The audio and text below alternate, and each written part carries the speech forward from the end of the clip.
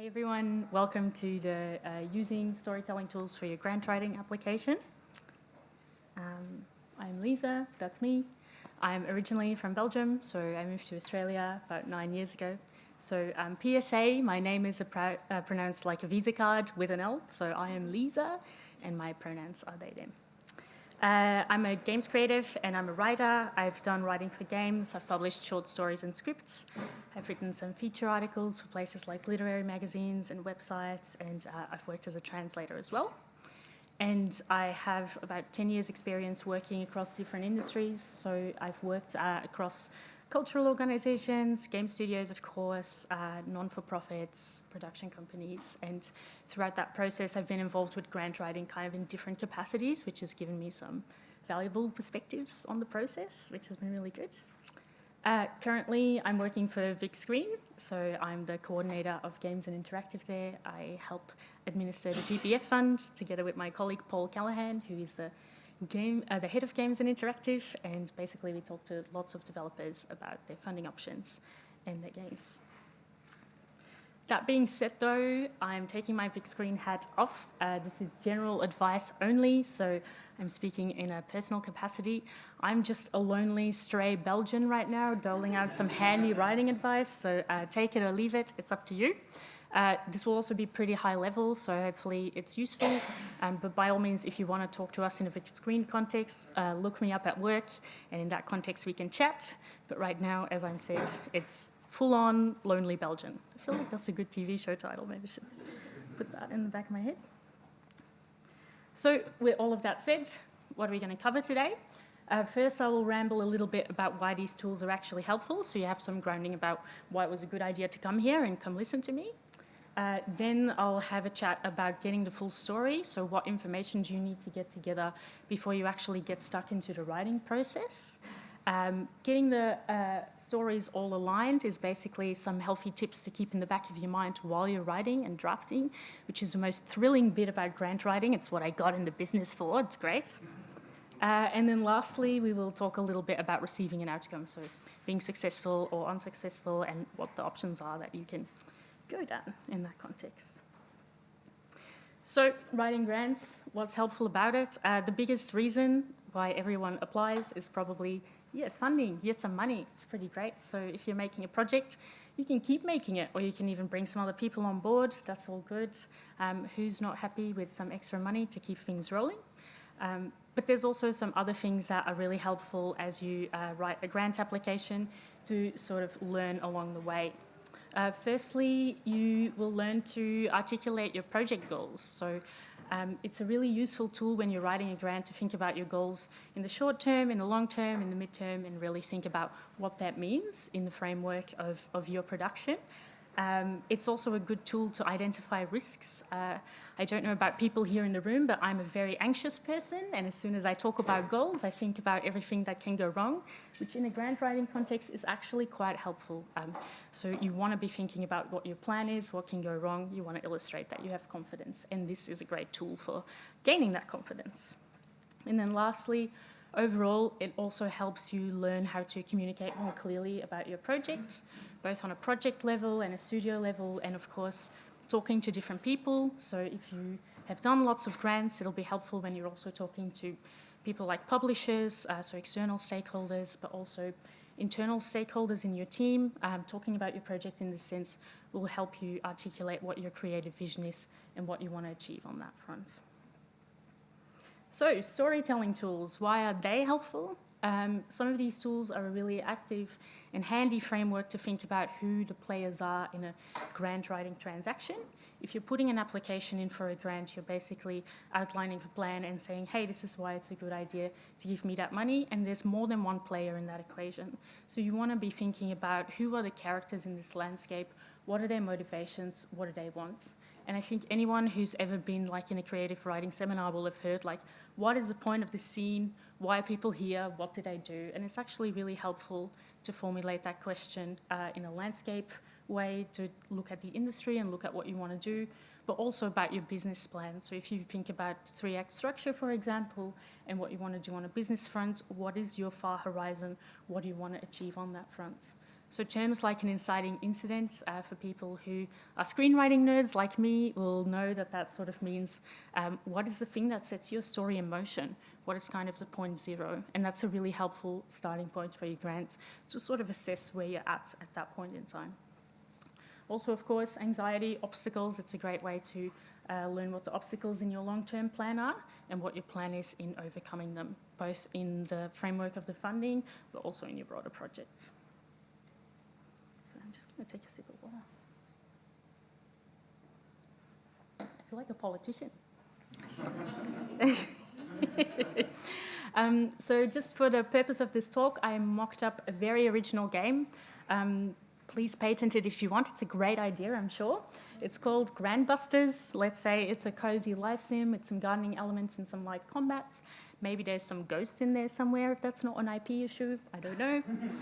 It might be driven by a small and diverse team. And let's say they finished a prototype and they're ready for a vertical slice. So I won't be using this example in great depth, but I included some sentences here and there to kind of contextualize what some of the substance is that I'll be talking about. So hopefully it'll help you kind of get that complete picture. Should I pause if anyone wants to take a photo for the idea, or are we moving on? So part one, getting the full story, preparing your tools. This is where you think about getting all the necessary information together before you actually get down to the brass tacks of writing an application. So your game, ideally, is a layered story. You want to be thinking about getting all your ducks in a row before you actually start writing and think about your own broad horizon. So it's a valuable time to think about your production, it's a valuable time to think about your team and how all those elements kind of contribute to what you want to do. A lot of people immediately think about their own project in like a creative sense when they're writing a grant or when they haven't written lots of grants yet, and they tend to over-focus on the creative elements and like putting a pitch forward. And this is very important, but it's not the only layer of your story here. So basically, if you think about a piece of rope, for example, your project and your story pitch is one strand of that rope, and that can be very strong on its own. But if you interweave it with other strands, it kind of will be stronger. So what do these other strands look like? Another strand might be your development, where you're really thinking about what you want to do in a production sense. And then also a strand of your team. Who are the characters in this story propelling the story forward, and what kind of value do they add to the complete picture? So your development story, this is really where you want to be thinking about your game and your project in a concrete production sense. So what are the activities that you'll be undertaking if you are successful, if you get this bag of money? Your central question here should be, where am I currently at? Where do I want to go? And how does the funding kind of help me get there? So in writing terms, again, we kind of return to that inciting incident. Why are you applying for funding at this point in time? What has led up to this decision? And what is the story up until that point? In a three-act sense, this is where you want to be thinking about your goals. So what are your short-term goals? What are your mid-term goals? What are your long-term goals? And also think about, what does life look like beyond the funding? What does life look like beyond the project? How do you see yourself fitting into the broader industry landscape as a studio, for example? That's all very valuable. Then when you're thinking about this starting point, this funding, what it will allow you to do, you really want to be thinking about what is unique to your particular production. So for example, if you go in and you're like, I'm here asking for money, everyone else will be like, great, I want money too, we're the same. But you are not the same. Maybe you come in for a stage of development where you only want to ship like an update to your game. Maybe you want to ship the whole thing, for example. Like those two examples already tell very different stories, and it's about outlining very clearly what that means.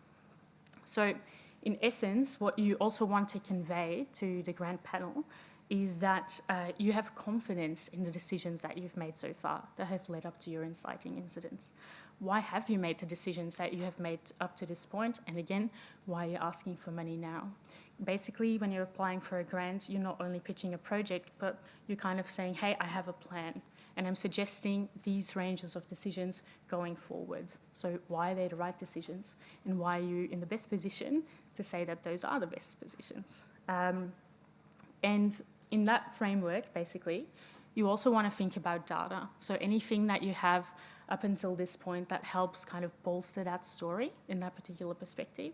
So for example, if you've run a successful Kickstarter campaign up until that point and you have some really useful data from that, include it, chuck it in. It helps paint the complete picture and pass the message on. Maybe you've done some research on audience, or maybe you've set your development and your production on in a particular way that you've seen other games in the landscape doing it, and you know that it fits well for the particular game that you are making. Convey that message, convey that sense of confidence. That's really important from a grant writing perspective of the organisation, to know that you know what you're doing, and in that sense it minimises risk from their perspective. Cool. So up next, your team story. This is really where you want to be thinking like a Lord of the Rings style. Who's coming on this journey with me? Who's getting chucked in the mountain at the end? No, I'm kidding. You really want to be thinking about what each team member has brought to the production up until that point. So even if you're putting a plan forward where you're saying, I want to get more people on board, I want to have less people and streamline my team, what story does that tell you, and what are you trying to convey there? Again, you want to be thinking about the value that each person adds in this context, and particularly what unique experience they bring to the overall production that's unique to your perspective. So for example, maybe you're bringing someone on who has a particular level of seniority. That's really great for what you're trying to put together. Maybe long-term you're looking at establishing a studio that is nurturing diverse talent, so you want to bring someone on from the appropriate background. Or maybe you're looking at bringing someone in who has deep knowledge of particular engines and processes. But whatever it is, you wanted to emphasize your unique viewpoint when it comes to the production. The same thing goes for partners. If you have any partner organizations that you've been working with so far, why were they a good fit for your project? Is there any data that you include there on that front? When you're looking forward as well, if you want to get particular partners on board to be working with, what do they add to the project? And what is the data that you can add there? If you have letters of intent or any kind of conversations you've had, is there any way in which you can add that to the application to, again, bolster that story? It's also very useful to think about assessment criteria in this context. So if you're looking at different kinds of grants who are looking at fostering different kinds of people or teams, this is something really valuable to be conscious about when you're kind of pulling your own vision together and then seeing how that aligns in the broader context.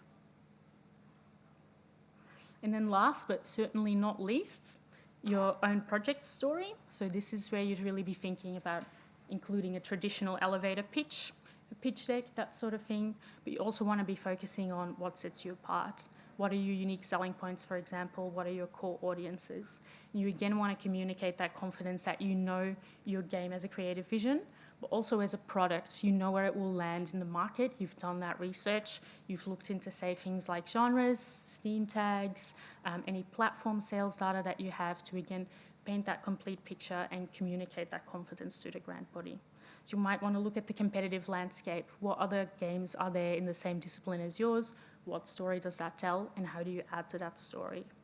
I also recognize that this would be a lot of work to do. So as you're figuring this out and you don't know how to start on this process yourself, it's absolutely an option to find someone who can do this for you and who can look into these things and knows them very well, and commission someone so you have that research to lean on and you know how that informs your vision, both as a studio, as a project, as a development.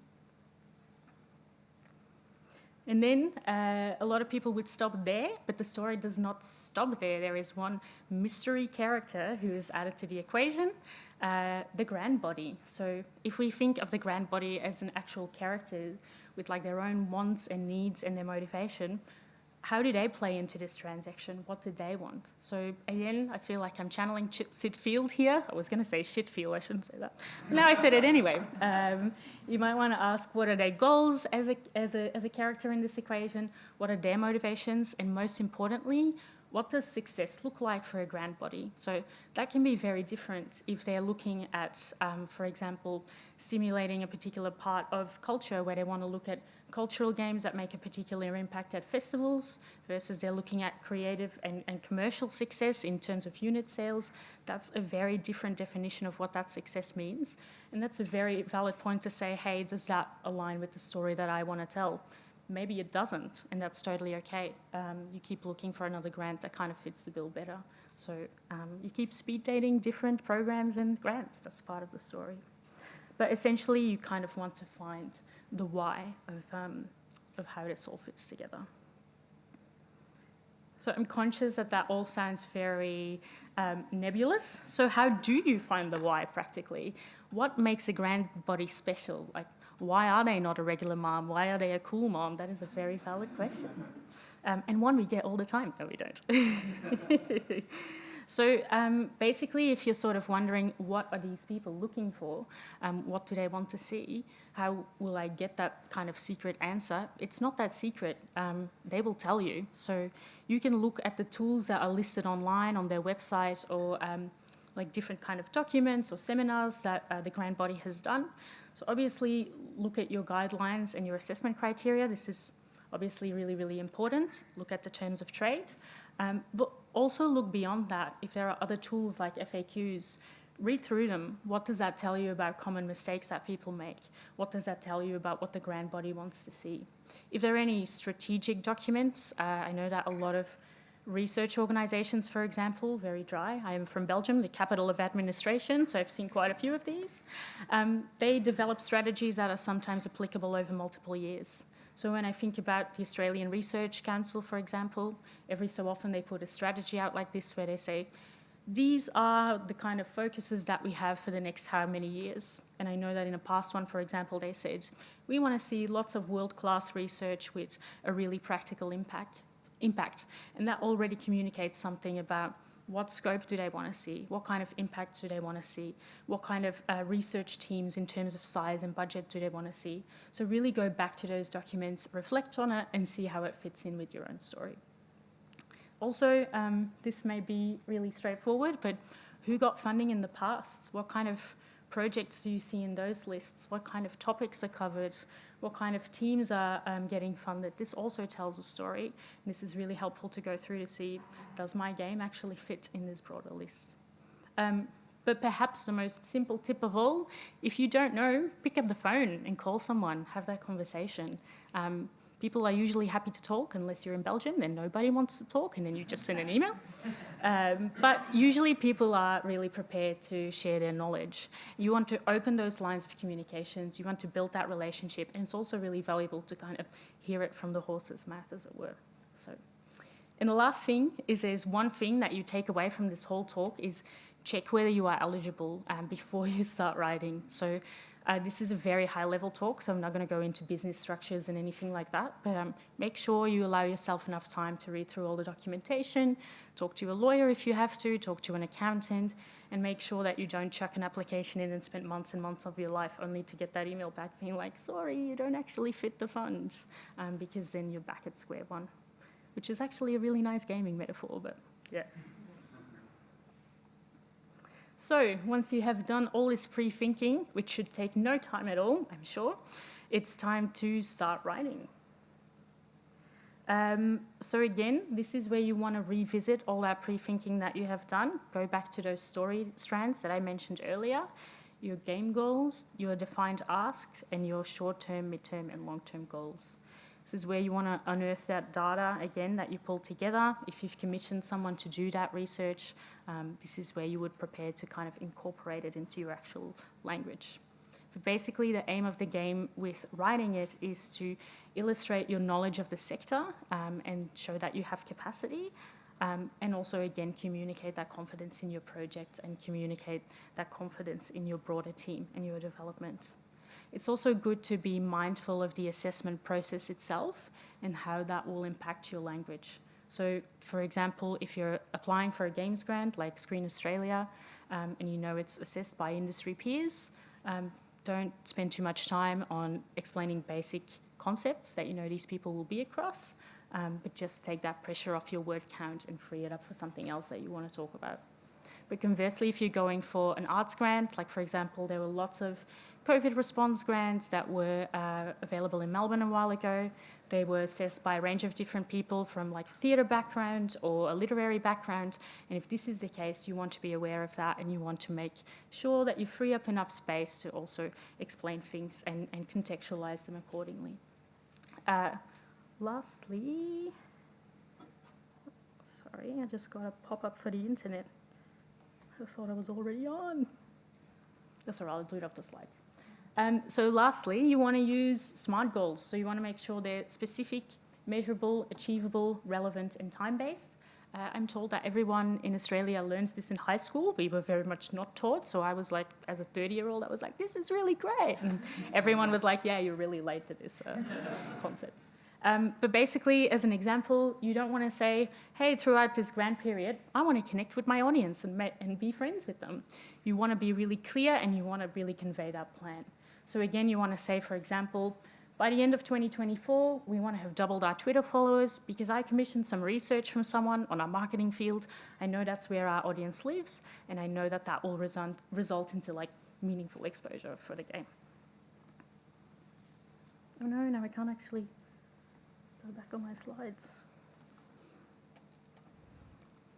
Oh no, on a gaming conference. Let me just reconnect.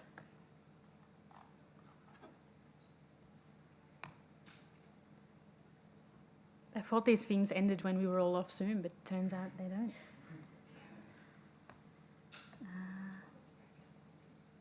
I think there's someone here. Hello. Welcome to the talk. I think the internet's conked out. Oh, there we go.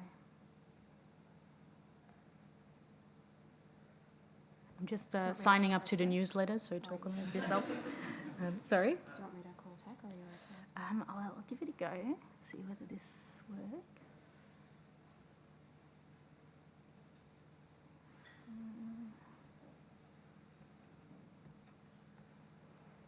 Oh, there we go, we're back in business, I think. Yes, yeah, thank you. Maybe I should just wrap it up now. Oh no, it's still not working. Oh, there we go. So, you're writing. What's important to keep in your head? There will be your application, but you will, I sound like Yoda, but you will also have other documents. Other documents you will also have. So you want to be mindful of your application document that you're actually writing and putting together. But depending on the grant that you are going for, you'll need to submit some other documentation. This will really depend on the nature of the grant that you're going for, the organisation. You can be pretty certain that you'll have to submit a budget, but other than that, it'll really depend on what you're going for.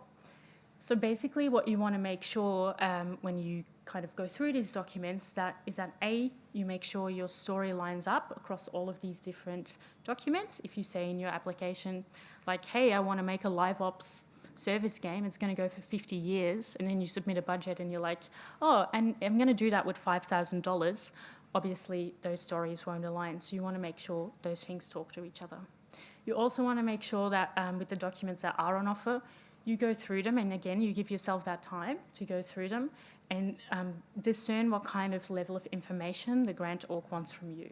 So obviously, if you want to submit a grant application, the level of detail you would include really differs, and these documents are a great tool to sort of get a sense of what they're asking and how much detail they need.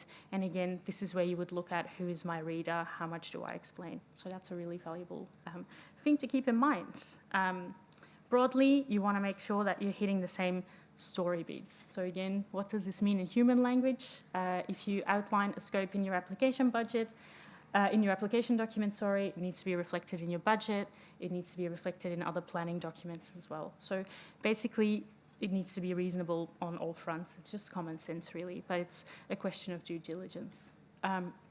Also, one extra point, if there is room to submit a demo, for example, or other documents, you really want to be asking, how can you make these documents work for you? So for example, if there is room to submit a build and you've just spent like 10 paragraphs explaining a level in your game into minute detail, maybe there's a way you can like take that pressure off the word count again and let that demo do the talking for you. So that's really about looking at the word count that you have and making sure it tells a coherent story and you're not overloading yourself or your reader. Budgets. I love this image. I spent 20 minutes looking for it, so I think that's a highlight of this presentation. Obviously, I could do a whole talk just on budgets, but I'm just going to give some high-level information. But again, the most important thing is to familiarise yourself here. Know if you go to a grant body, what they can offer and what their limits and their constraints are. If there are any caps on the kind of funding that they offer, is there a maximum? Is there a minimum? Is there a particular percentage of the budget that they will fund? These are the really important constraints you want to know before you start formulating an amount. Again, you want to make sure that all those documents line up and talk to each other, and then when the time comes to wonder about, okay, how much money do I actually want? Because we see a lot of folks like throughout different fields who are maybe like unsure about what's an okay amount to ask for. But to that, I would say like just think about it in balanced terms. You know your project best, you know where you want to go, you know your timeline, you know your budget. So ask for something that you think is right and reasonable. And you can absolutely reach out to a grant org and ask for their perspective, but ultimately you're the one with the plan, you're the one with the knowledge. And you want to be communicating that confidence again. So you want that to be reflected in your thinking when it comes to amounts and what you're asking for. A quick note on risk. Actually, maybe this is my favorite image in the presentation. I put this in basically because when people are talking to publishers or funders in early stages, sometimes it's really easy to pitch big features and flashy sort of implements in your game when you're not sort of talking about a budget yet. But for a grant organisation, this is slightly different because, again, you want to be emphasising that you have a plan. So you want to ask, what does this risk lens mean for me? What does this risk lens mean for the funding body? How do I communicate? Like, if you have a plan about your team and your development and your project, I have done my due diligence, I know where my gaps are. And yeah, something might go wrong because game development is often unpredictable, but we have a plan in place to mitigate those risks. And again, that helps kind of communicate that plan that you have and the intent to deliver on your goal and have the best possible plan in place to do that.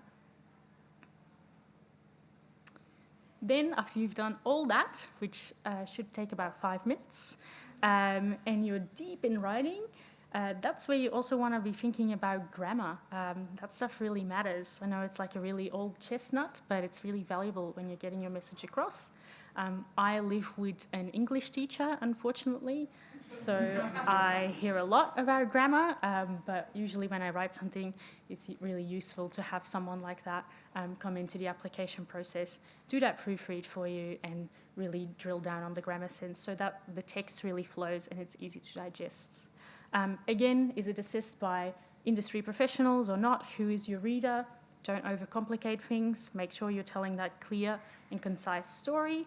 And also, when you are getting ready to submit, build in some extra time just for pressure testing what your application looks like. So get that English teacher on board. There are plenty in Melbourne. I've seen them out on the street walking around with their opinions, so I'm sure you could grab one. You also want to get a complete layman to your project. So often it's really valuable to talk to industry people, get that feedback on your budget and things like that. But also if you're talking about creative mechanics in your game that are maybe really unique to what you're building, you want to get someone in who's not in the industry to really say, hey, can you have a read of this? Does this land the way that I want it to land? Do your grandparents understand? Do your parents understand? Do your Belgians understand? Those are all valid questions. Then you want to collect that feedback, revise accordingly, give yourself the time, do that as many times as you need to, up until a point where you're really feeling confident and you're ready to hit that button and submit. So, receiving an outcome. If you got the funding, great. My work here is done. Turn off the lights, go home, have lunch. My talk landed and it went really well. But if you didn't get funding, that's absolutely normal. Don't be discouraged. Grant writing is a skill. It's a muscle that you have to train. And each opportunity that you get to apply for a grant is a chance to improve that. There's obviously more than one obstacle to your traditional hero's journey. So I think it's Judaism, where if you want to convert, you have to go to the rabbi 3 times and ask, and be turned away 3 times. So maybe that's a good analogy for keeping that training up and keep trying things. Also, if you fail, look at what happens. Pick up the phone, get that feedback if that's an option, and learn about what the perspective is from the grant body you talk to and what the gaps in your application are from their perspective. And then you might want to ask, does that align with the story that I want to tell? And if not, maybe it's a question about widening the net, looking at some different options and looking at some different funding structures as well in terms of grants. Maybe there's something else out there that fits what project that you are developing better. Just before I wrap up, some handy links. So IGEA, doing the Lord's work, made an amazing website with all the funding resources in the whole country. So if you're looking for funding, check it out, have a read through it. There's also some great resources up there that other games folks have put together about how funding works, so have a read through and familiarise yourself with that. Creative Connections is a website run by the Australian Council, and that just has a lot of webinars and things like that, including on writing, arts management, so there's lots of valuable stuff just for writing and broad advice that can be useful. Lastly, the Hemingway editor. It's a writing tool where you can stick your paragraphs in, and 9 times out of 10, it'll tell you too long, too verbose. So that's a good tool to know, what do I need to take out? How do I streamline my language? Which for a Belgian is very useful because we tend to talk a lot. So I've used that quite a bit, which is good. And yeah, that's me. Thank you for listening.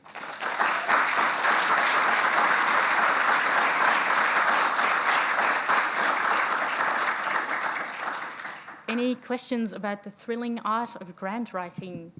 Please form an orderly queue.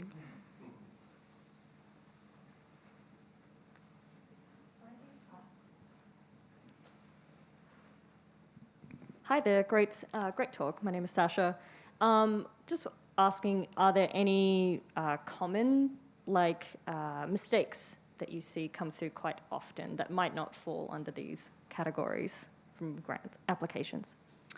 To be honest, this probably covers the broad categories. Obviously, I can't speak to my work at VicScreen, but I would say the most common mistake that I've seen across different industries is, again, that people over-focus on their own projects and really trying to pitch as if they're trying to sell something, which is obviously part of the equation, but it's, again, a risk lens is actually a more valuable tool to write than a sales lens. So that would be my main piece of advice on that front.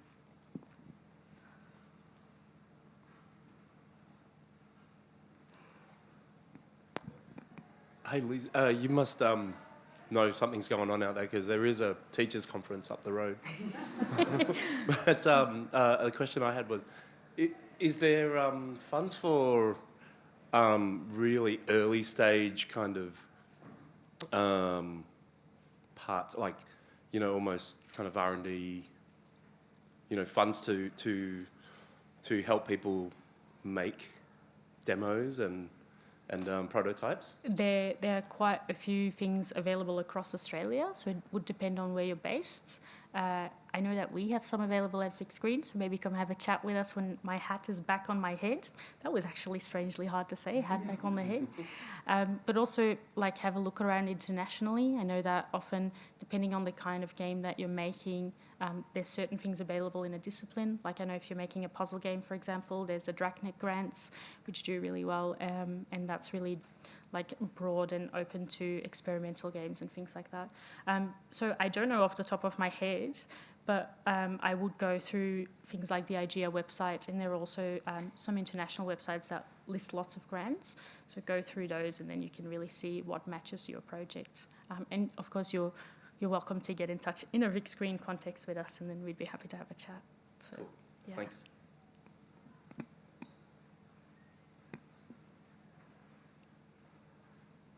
Cool. Maybe it's time for lunch.